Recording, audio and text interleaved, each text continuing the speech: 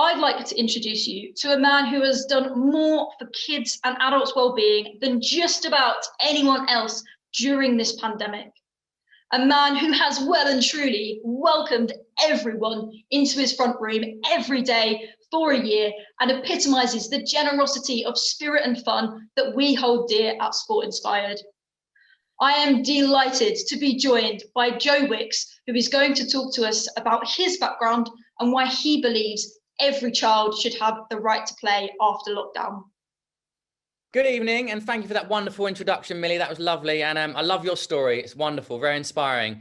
And look, I get a lot of emails from people asking me to support certain charities, and obviously I can't work with everyone, and I can't get involved in every charity. But when the email from Richard came in, I read it, and I saw the passion and the mission and the purpose of that charity really is something so important to me, because I wouldn't be the body coach without fitness and exercise and sport, even back to like my early days as a pupil in school with PE. Like, it really changed the direction of my life. And obviously, you may have seen, I've done this wonderful PE with Joe stuff where I've engaged, 100 million people in exercise at home through a really difficult time through lockdown. And for me, it was never about, it wasn't just about physical health. It was really, truly about the children's mental health and bringing families together. And I'm so proud of that. Like, I never knew when I went live in my living room, it was a year ago today, actually, that I did my first live workout. And I didn't know how long it was going to go on for. I didn't know how many people were going to take part, but it was such a wonderful moment because I realized that I brought families together for the very first time from all different backgrounds, different diversity, different religions, different people that were in their homes at that moment in time at 9 a.m. exercising and having fun and feeling good and feeling positive. And I think I've really got such a understanding now of how important it's been for young people and parents with children, with young children, how much that's affected their mental health and their anxiety levels, their levels of depression and just their kind of confidence. It's been an incredible transformative experience. And yeah, it was over a year of workouts, and I've just been contacted by so many parents who said it changed their life, it changed their children's day, it gave them something to focus on, it helped them with their studies and their energy and their mood. And some children had learning difficulties and really difficult kind of behavioral issues, and it's helped them, it calms them down. So that's what I want to go back to the very beginning. For me personally, so exercise for me, it's always been my therapy. It really is. It's, I grew up in a really chaotic household.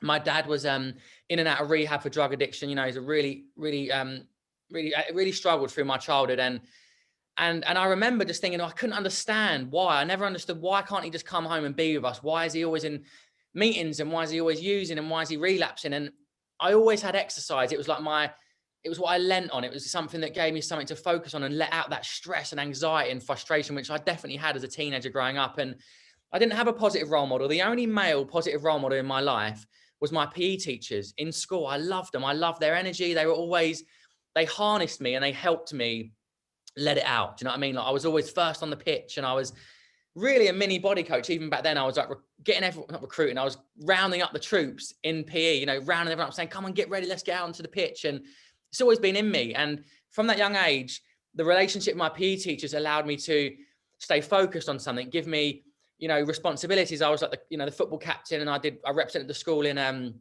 cross country, and I loved it. And I think without that, my life could have gone in a very different direction, because a lot of my friends at the time, experimenting with drugs, they were graffitiing, they were going down the street and drinking alcohol. And I thought, I don't want to go down that route. And I knew how destructive drugs and alcohol could be for someone. And it definitely, it channeled my energy, like fitness and playing sport. And I was crazy. I would do, like, 1 week I was doing karate. I was obsessed. I'd do like karate for a few months, and I was rollerblading and playing football and tennis. But I always loved a new challenge. And I'm just so passionate about what this charity is doing. I really am. It jumped out to me as something that is wonderful. And you can just see Richard's passion in helping kids. And I went on this UK tour all over the UK to some really affluent schools, some really deprived schools in, Rochdale and Glasgow, in really, really deprived areas. And what I realized is that, all children need the opportunity to be active and to let out that steam, let out that frustration, because so much stuff's going on at home, so much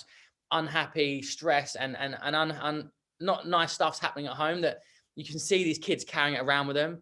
And yet when they did the workout with me, I saw the whole energy lift, the smiles came to their faces. And I see that so many times, and I know how important it is. And it's not just about competing. Like we always think about children competing in sport, but it's just about having fun and playing. I mean, I think the reason PE with Joe was successful is because I'm there dressed like Buzz Lightyear and I'm bouncing around the room and we're having music and we're dancing and we're being silly and childish and playful. And that's a really important element of fitness and sport, which is the playfulness that we sort of forget as we get older. We just think it's all about exercise, all about, you know, competing and being the best. But I just think the more kids we can get exercising from the youngest possible age, the better.